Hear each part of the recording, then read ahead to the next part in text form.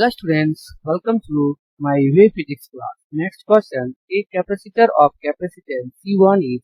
charged up to potential V volt and then connected in parallel to an uncharged capacitor of capacitance C2. The final potential difference across each will be. Question हमारा यहाँ पे कर रहा है कि कोई एक कैपेसिटर है और उस कैपेसिटर का जो कैपेसिटेंस वैल्यू जो है वह C1, ओके, और इस कैपेसिटर को जो है वह चार्ज किया जा रहा है पोटेंशियल भी देख, ये जो है वो हमारा बैटरी है, यहाँ से जो है वो पोटेंशियल दिया जा रहा है C1, कैपेसिटर को जो है वो चार्ज कर। फिर कह रहा है कि अगर हम इसको डिस्कनेक्टेड कर देते हैं और डिस्कनेक्टेड करने के बाद एक दूसरा जो कैपेसिटर है C2, उस कैपेसिटर C2 को जो है हम C1 कैपेसिटर की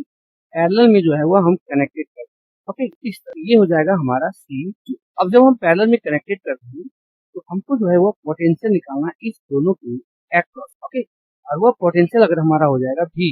डैश, ओके। तो सॉल्यूशन में हम यहाँ पे देखेंगे सबसे पहले कि जब पोटेंशियल V देकर के हम इस कैपेसिटर C1 को चार्ज कर रहे हैं तो इसके पास जो चार्ज का वैल्यू हो जाएगा, अगर उसको मान लेते हैं Q1, तो ये हो जाएगा हमारा C1 इंटू V, ओके। अब यहाँ पर हम देख रहे हैं जब इसको हमने डिस्कनेक्टेड किया था और C2 जो है इसके साथ हमने कनेक्टेड किया है, तो यहाँ पर हम देखेंगे कि इसका जो चार्ज है वह चार्ज हमारा हो सकता है कि इसमें ट्रांसफर होकर के इधर आए, लेकिन हमको यहाँ पे देखना है कि इस C1 कैपेसिटर पर और C2 कैपेसिटर पर जो चार्ज का वैल्यू होगा वह चार्ज का वैल्यू जो है वो सेम, ओके। तो इसका मतलब इस C2 कैपेसिटर के पास जो चार्ज हो जाएगा